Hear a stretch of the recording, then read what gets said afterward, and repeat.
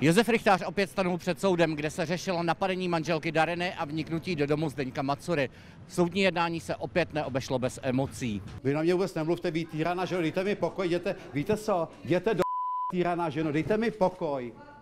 Vy mě vynechte, nevím, jestli jste z mezinárodní E14, já nevím, odkud jste přišla, jestli z Chebu, nebo kde vás našli u Pangateu, jako jo. Vynechte mě z vašeho repertoáru, jo.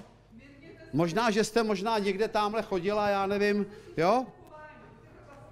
No, já vás neznám, tak se na mě laskavě vy se na mě, neoslovujte mě, jo? Táme se věnujte tomu vašemu pacientovi, který vás doprovodil a nechte mě na pokoji.